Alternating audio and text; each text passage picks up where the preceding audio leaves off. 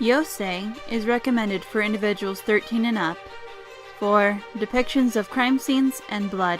Viewer discretion is advised.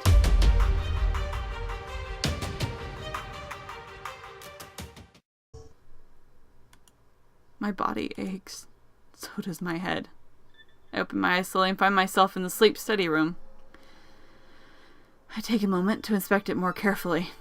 It's modestly decorated, but the colors appear carefully selected to be as uninteresting as possible. I'm lying in a bed. The mattress is equally bland. Not terribly comfortable, not terribly uncomfortable. All in all, I've never seen a room quite so neutral. So we meet again. Kangai. I turn my head to see Li Mei sitting in a chair beside my bed. Hey, what happened? You passed out. Aki leans against the wall in the far end of the room. Her arms are crossed and her expression remains casual. Don't say any more. Someone might be listening. Her eyes briefly flick toward the mirror on the wall. Right.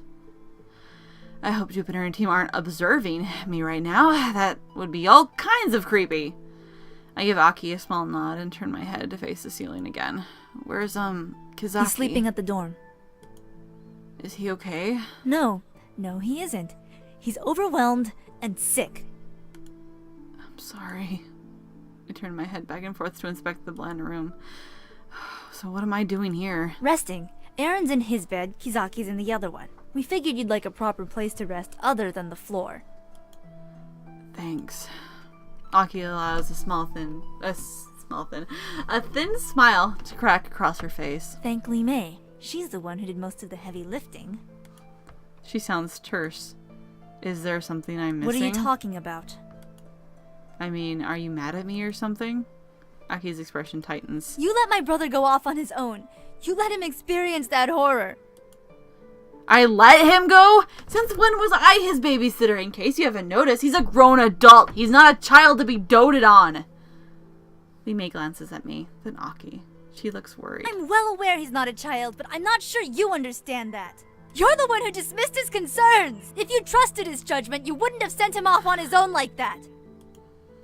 It doesn't change the fact that it was his choice to go. Kangai. You know what? I think you're angry because you went and did something without your precious permission. I've seen how you treat him. You can tell him where to go and what to say without any regards to what he wants. You just hate the fact that he made a decision without your approval. Aki's eyes widen, and she advances towards me. You don't understand what it's like for him! Li Mei stands quickly and places herself between us. Stop. It's the first time I've seen her look so You determined. are both scared and confused, and you're mistaking it for anger. We only have each other. Please do not destroy what we have. Li Mei.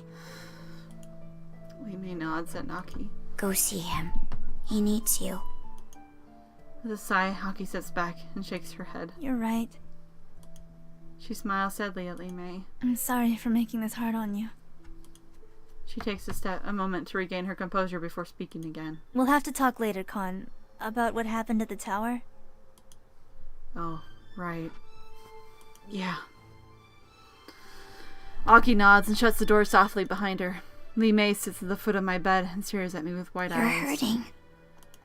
A little. I'm still not sure what happened. What? Li Mei's voice is so quiet I almost missed what she said. What?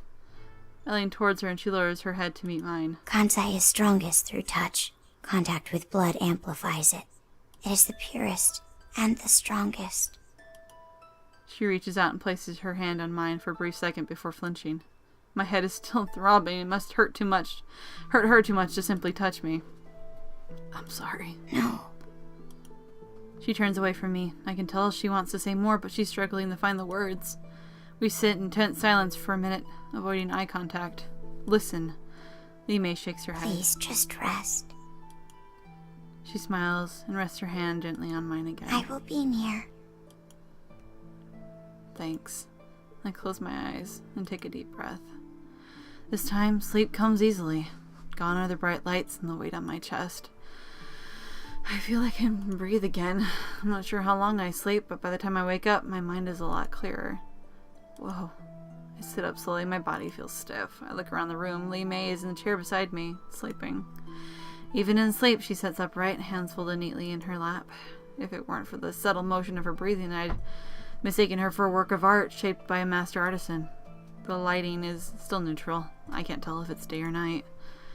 Now that I think about it, this room reminds me of that place. The light was always the same. The colors were always neutral. Ugh. Now that brings back bad memories. I reach out and place my hand gently on Li Mei's. Her skin feels cold to the touch. Li Mei? Her eyes fly open. In a singular, unbroken motion, she leaps to her feet, snatches up the pen on the table. She brandishes at me like a small dagger. Whoa, whoa, whoa, whoa! I curl up on the bed and hold my hands up in self-defense. It's just me! She looks surprised. I didn't mean to startle you. It's just, I thought you might be sick or something. Li Mei blinks a few times as if she's waking up for the first time. She looks down at the pen still clutched in her hand and flushes a light pink. Something wrong? She touches the pen back on the table and averts her gaze. No. Okay, I get the hint. Conversation over. How long was I out for? She points at the bedside table. And surprisingly, Team Science has refrained from leaving a clock in the room, and the phone that Aki gave me is sitting next to the lamp. I picked it up and looked at the screen. It's 5 p.m. already? Wow, did I really sleep that long? Li Mei nods. Where are the others? Gone. Okay. I dial Aki's number. The phone only rings once before she answers. You're awake! Evidently. Where are Back you? at the dorms. Taking care of Kizaki right now. Kizaki.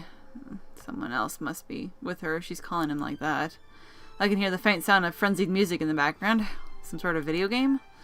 Aaron's with you, Got isn't it he? in one. How are you feeling? Like my head just got bashed in with a giant bell.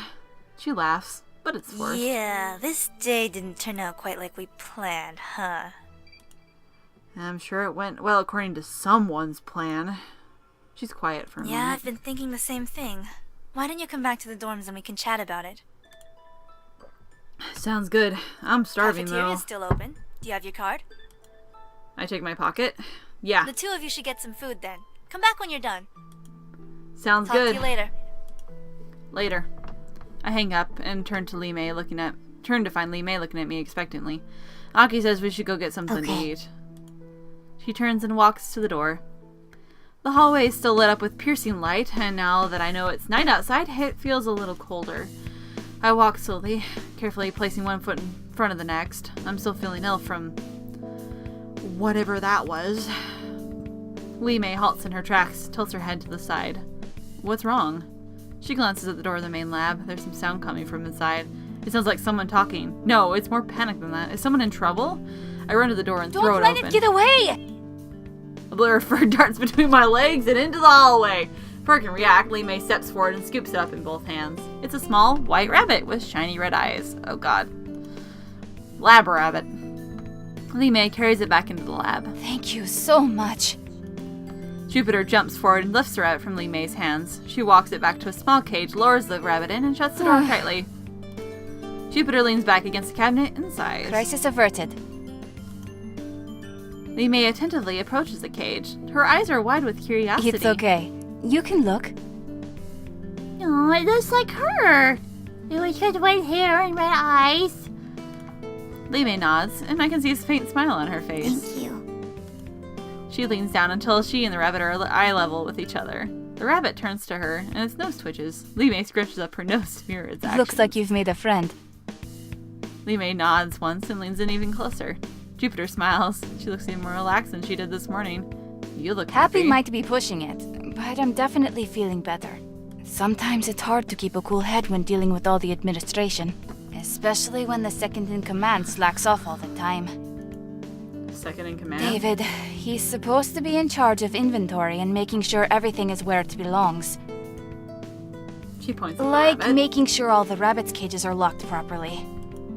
I see. He takes his job very seriously. Indeed. So what's up with the rabbit anyway? Are you giving it super soldier serum? gamma radiation. Nothing so dramatic. Just examining the effects of some drugs on various organs. Oh yeah, curing cancer, huh? Jupiter rolls her eyes. What's the phrase? Too many cooks in the kitchen? Too many cooks spoil the pot, I think. Jupiter considers the phrase for a moment. Cancer isn't the only disease in the world, but it looks like it if you see what drug companies spend money on. So you're not in it for the money. I have enough already. Jupiter rushes the question aside. So, how exactly do you examine the effects of these drugs anyways? Jupiter stares at me sympathetically before glancing at Li Mei. Li Mei straightens up and faces her calmly. Do not worry on my account. This creature was born only to die for the sake of others. I understand. Oh. I stare at the floor and kick it a few times. That killed the conversation pretty fast. So, about earlier. Don't worry about it. You're not the prime suspect anymore. What? You mean my name was cleared? Yes, I calculated the thief's height based on his surroundings and matched it to you. What? It's not that hard to figure out if I have a frame of reference. That man is about 10 centimeters taller than you. Oh, well, that's good, I think. Good for you, perhaps, but now I don't have any leads. Must be rough trying to take care of this lab, especially after what happened to Dr. Johansson. Her eyes darken. What are you talking about? Did something happen to him? Whoa, she doesn't know? Not that the police want to keep it under wraps, but she worked with him. Oh, why didn't they tell her about it?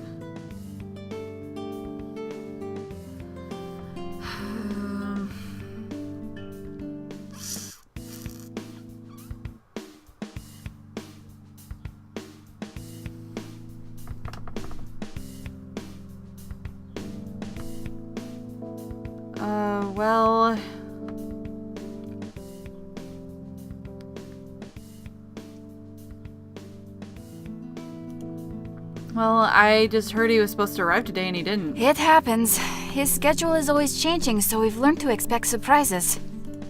She laughs. I guess if you expect a surprise, it's not really a surprise anymore. I try to laugh with her, but my stomach is starting to knot up. I feel quite guilty for lying to her like this, but if the police don't want her to know, there must be a reason for it. Anyway, I hate to push you guys out, but I really have a lot of work I need to do. Sure, no problem.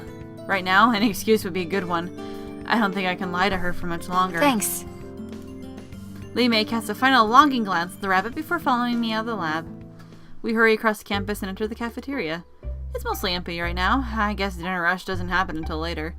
Either that or most students are avoiding this place. That instills a lot of confidence in me. Li Mei and I each grab a tray and pick out food for ourselves from the buffet. I ignore the first few trays loaded with greasy hamburger patties and opt for a bowl of tomato soup with a heap of fruit on the side.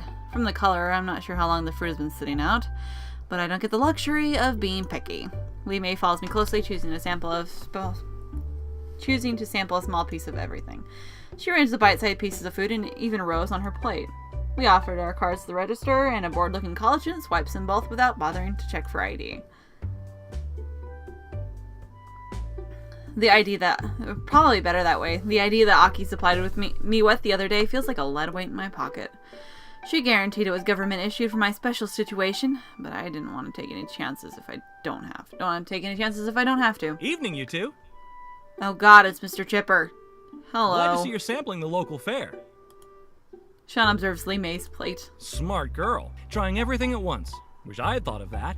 Hey, Sugar Bunny. Oh, God. Oh.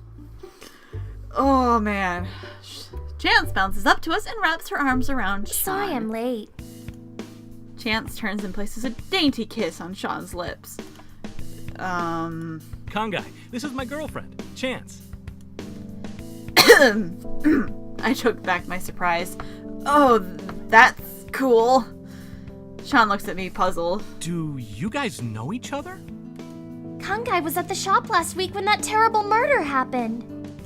Ouch, man, that's rough.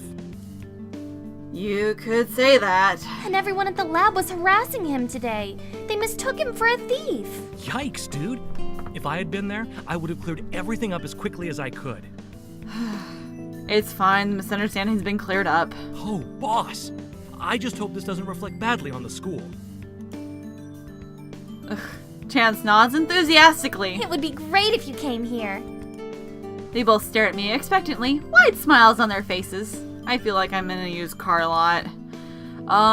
This school is neat. Neat. Yeah, that sounds convincing. Lee May tugs my shirt urgently. I think we should get going. We're both pretty hungry. We won't keep you. Thanks. See you tomorrow. Sean and Chance leave the cafeteria, arms entwined. As soon as the door shuts, Lee May turns to me. She looks worried. What's wrong? That girl was there before. Before? At the coffee shop. She was there. Oh yeah. Kind of weird coincidence, huh? Something in the back of my mind tells me it's not just a coincidence. In fact, hang on. Lee May freezes mid-step. At the lab, she called me Kangai. She shouldn't have known my name. Lee May's expression suddenly turns cold and I instinctively brace myself. She's a liar. Lee May strides toward the cafeteria with strict, calculated steps. I will speak with her. Hang on! What are you planning? No response. Wait! I grab for her wrist, but she spins around and slips her hand from mine. You can't just go in there and confront her about it. You're right, okay? Chance, well, she lied to us.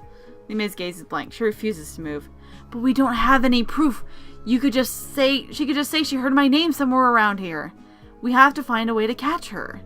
Recognition slowly flickers back into Lee May's eyes. Kangai. I exhale slowly. I didn't even realize I was holding my breath. It's okay. We'll figure this out together. We'll find a way to catch her. But for now, let's just eat, okay? Lee May nods. Yes. I scan the cafeteria for a place to sit. In one corner, David and Nathan share a table. They alternate between a huge pile of cheese-covered fries and a disordered pile of papers that litter the table. Looks like they're working on something. Let's join Nathan and David. Lee May nods and we approach them slowly. They seem pretty engrossed in their work. Hey. We both look up at the same time. Hey! It's the Knot Thief! Not thief. Yeah, Jupe said she cleared your name. So instead of the thief, you're the Knot Thief. You couldn't be any more creative than that. Here I thought Aki had terrible naming sense. My name's Kangai. This is Lee May. That works too. Wanna join us? If it's okay. Yeah, why wouldn't it be? The two of them hastily shove their fries and papers to one end of the table. Lee May slides into a seat and I sit across from her. Aren't you getting your papers dirty? I point at the pile of papers, staring tape space with the cheese-covered fries. It's no big. The students won't notice. Students? We're grading papers. You mean those belong to students? David shoves a handful of cheese fries into his mouth. Gotta turn them back tomorrow. Grades are due soon. I try not to look skeptical, but Nathan doesn't miss the expression on my face. Don't worry, we'll be careful. As I watch them sort out papers, it looks like Nathan's the only one actually being careful. David's pile of papers is peppered with grease stains and bits of cheese sauce. I feel bad for his students. So, where are yins from? Were you yins? What? Oh, I was born in Edgewater. Cool, me too. Go Soundlings! Yeah, go Soundlings. Woo. I have hardly pumped my fist. Is that a sports team I should know? And where are you from, Lee May? China. David perks up. Oh! Aaron's from China too, I think. Really? Yeah, he's Thai, isn't he? That's Thailand. Oh, I thought it meant Taiwan. Taiwan and China are... Never mind, it's complicated. Anyway, point was, I was wondering if you guys knew each other. Do you have any idea how big China is? I was kidding, man. That conversation fizzled out quickly. Are you both planning to get into biology in college then? And Nathan saves the day before uncomfortable silence can take hold.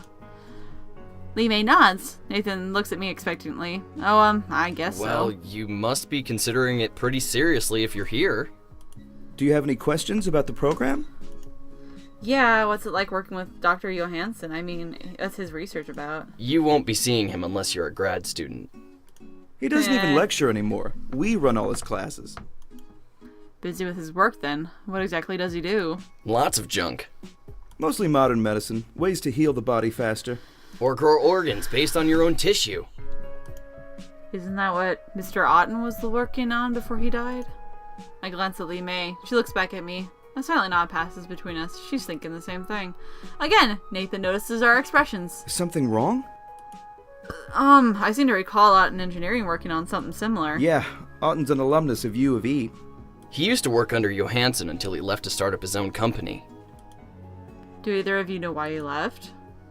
David and Nathan exchange uncomfortable glances. Well, you didn't hear it from us, but Otten and his partner Shen Guan were part of some super hush-hush project. The government was funding the whole thing, but something bad happened. And by something bad, we mean someone died. It's not official, but that's the only reason they'd shut it down so suddenly. Both Otten and Guam were booted from the university. I guess they were the scapegoats. Otten started his own company and Shen Guan disappeared. Nathan lowers his voice. I heard that he moved to China where he could continue his research. He glances sideways at David. Maybe we should ask Aaron if he's seen him. Ha ha. Do you know anything about the old project, like what it was about? You'd have to ask Jupe for the details. Yeah, she's the only one who's seen the old project files. Well, her and Johansson, but he doesn't seem to be around right now. He won't be around for a while. My expression freezes and I nod. Clearly, I'm not supposed to be talking about Dr. Johansson's death yet. David shrugs and pokes a fry without much enthusiasm. Ow. David shrugs. Oh. It's basically Jupe's lab these days. Hey, at least she named you second in command. David rolls his eyes. Yeah, like that means anything. She's still in charge. So? If you don't want it, I'll take it. Nathan laughs and gives David a teasing punch in the shoulder. Lee May tenses up and suddenly seems very interested in her last few bits of food. Anyway, kiddos, we've got to finish this before morning recitations. He motions to the stack of papers on the table. We won't keep you any longer. Thanks for talking with us. Anytime. Lee May stands, offers a quick bow, and the two of us leave David and Nathan behind to finish their grading. As soon as Lee May and I exit the building, she stops and sighs. What's wrong? I noticed you didn't like something they said. She nods and takes a small breath. There's fear and frustration, but they're too close. I cannot tell which is which. If they're not as happy here as they claim. Lee May nods. I laugh derisively. In the end, no one is. The two of us take our time walking back to the dorms. Lee May remains silent, but I can tell she's thinking about something. What's on your mind? Is it real? Is what real? Being built from man-made things. You're talking about Otten's work growing organs. I don't see why it wouldn't be. I mean, it's not like it's not the body that makes you a person. It's you. I'm not sure I can explain it, but people aren't passionate in a lab. Not the part that matters, at least. So yeah, I think it's real. She takes my sword silently and spends the rest of the walk deep in thought. Aki is waiting for us when we arrive at the dorms. Glad you can make it back. Yeah. We briefly make eye contact, but I still feel bad about our argument earlier that day. How's Naoki? He'll live. He's resting in the room right now. Aki kneels in front of Lee May. Are you okay? Lee May nods weakly. Well. Don't lie. She touches Lee May and the young girl's body visibly relaxes. You're not alone. Stop behaving as if you are. Aki takes both of Lee May's hands. Do you in want me hers. to sit with you? Lee May looks surprised. Naoki. You were both there. You both need a break. Do you want me to sit with you? Please. Oh. Aki turns to me. I'm going to stay with Lee May until she goes to sleep. After that, we need to talk.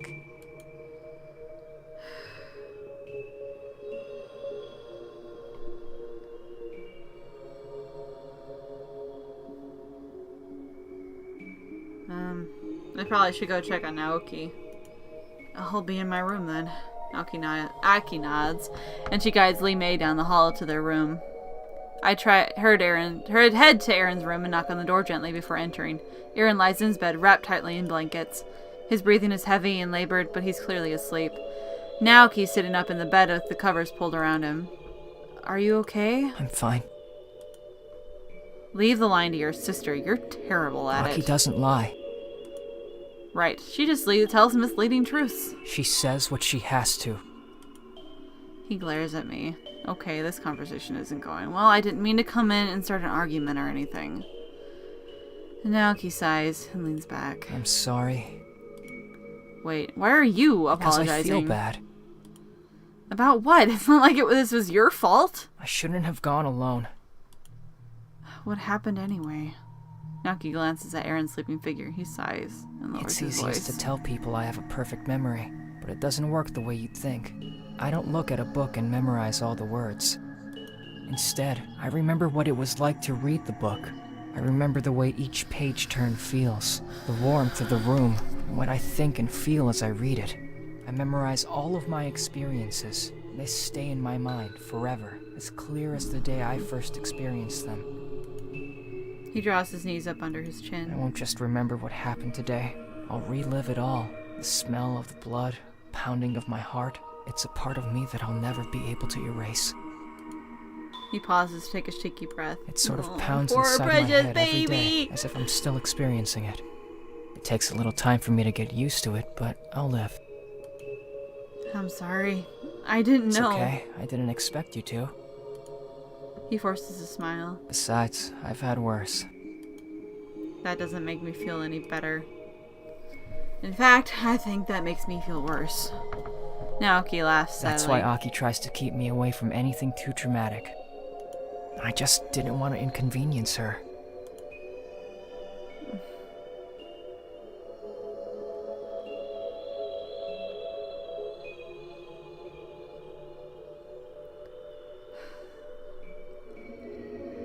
I don't know what to say that'll don't sound so assholey.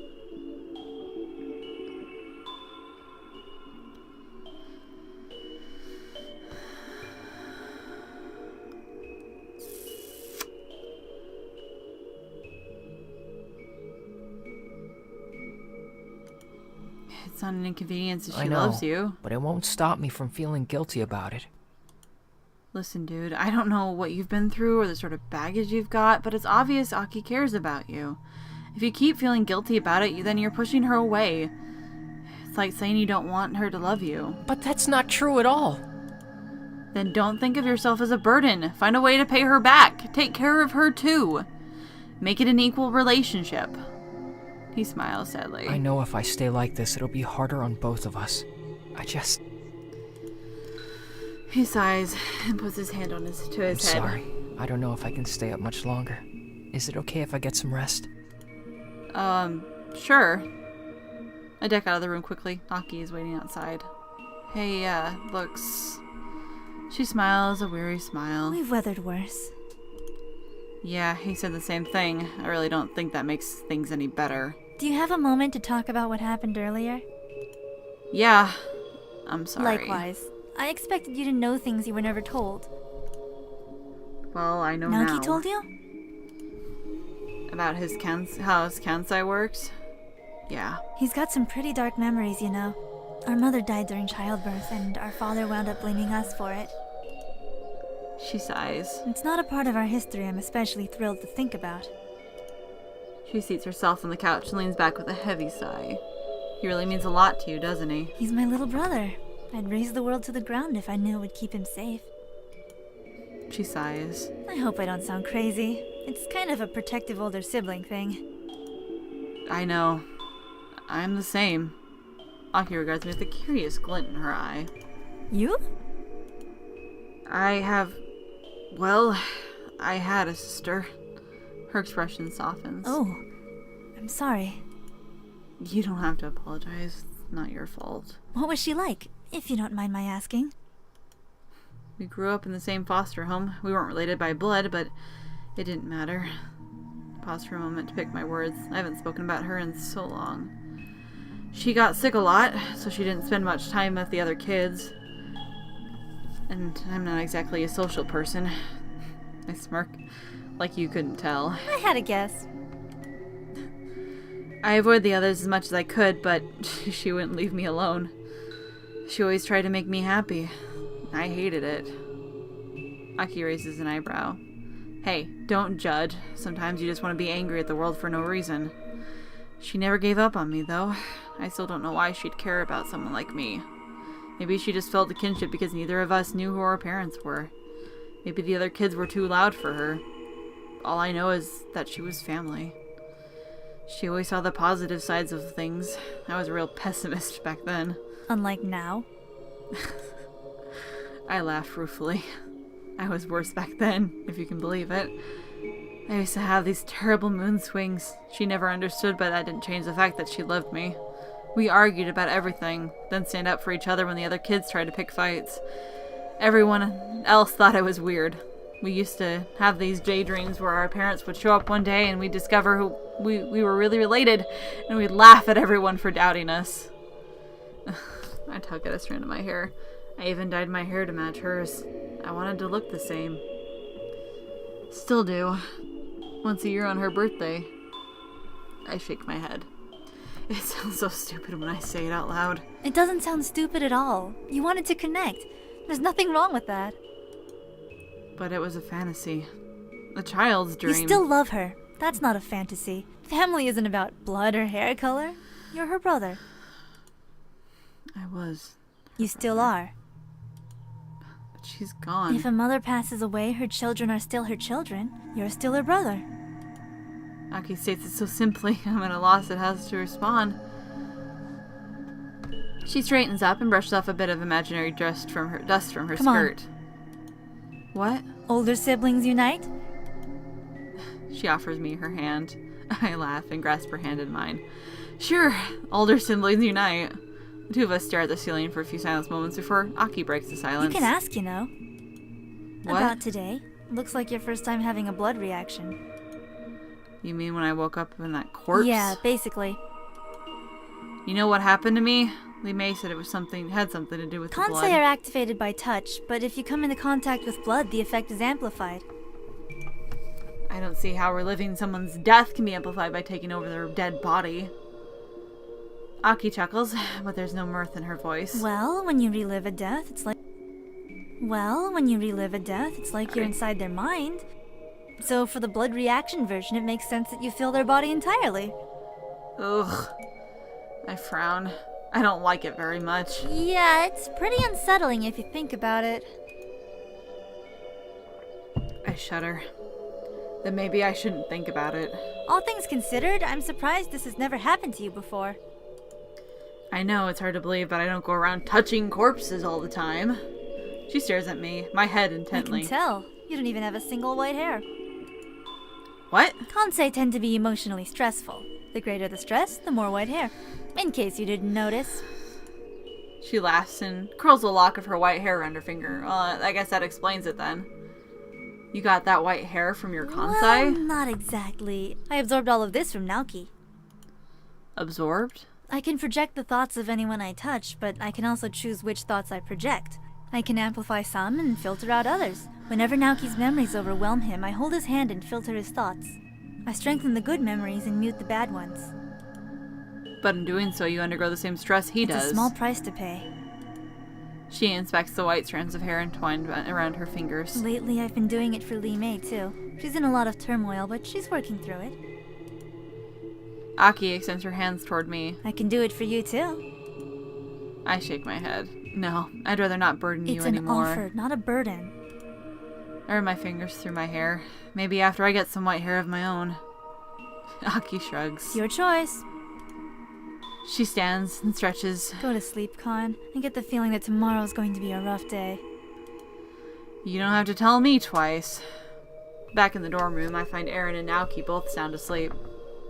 I crawl into my sleeping bag and shut my eyes, but my dreams are filled with frantic memories. I see police rushing into the room.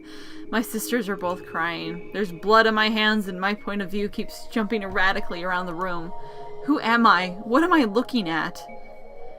It must just be the shock or the adrenaline. I try to shut my eyes even tighter, but the images won't go away. I'm seeing the room through his eyes. Those final moments of fear and panic are his.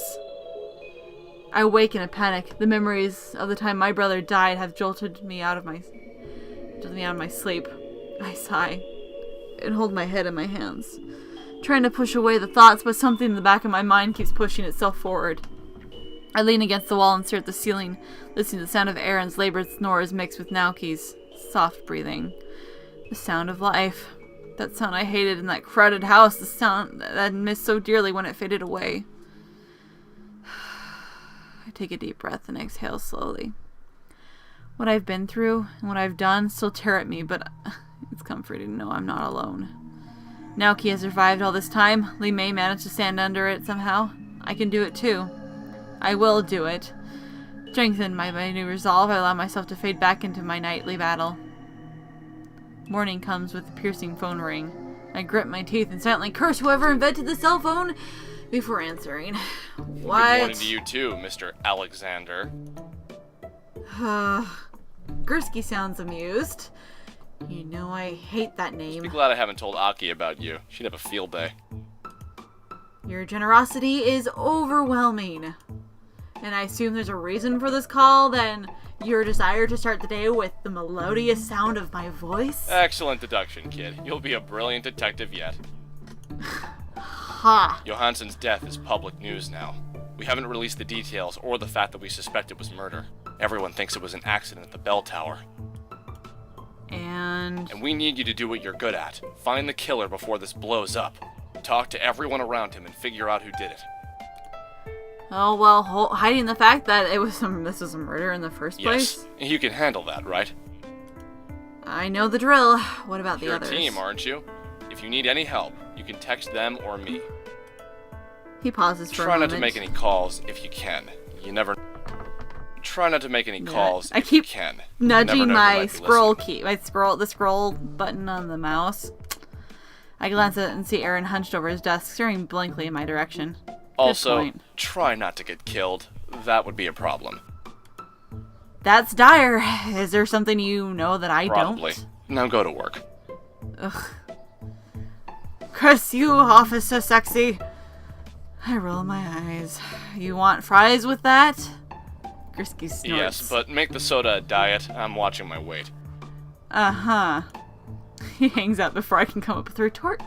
I pocket my phone and sigh. Who was that?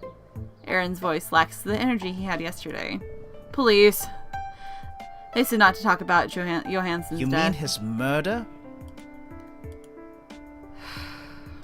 I sigh and nod. Yeah, his murder. Aaron nods and spins slowly in his chair until his legs bump listlessly against the desk. I knew it. Something like that couldn't have been an accident. He sighs. Well, I won't tell anyone. I don't want to talk about it at all if I don't have to. Don't blame you, dude. Let's see here. My notes. Dr. Johansson was working on organ growth, just like Otten Engineering. Otten and Shen Guan's test subjects died due to one of their experiments under Johansson. Okay. Oh my god. I can't believe I've been playing this for an hour and a half now. I'm gonna have to split this. This will be all that previously will have been about 3 episodes probably. I'm probably gonna split this into 30 minutes. So here is my first official goodbye from Yousei. So anyways, we'll get this investigation underway and hopefully not make too many mistakes.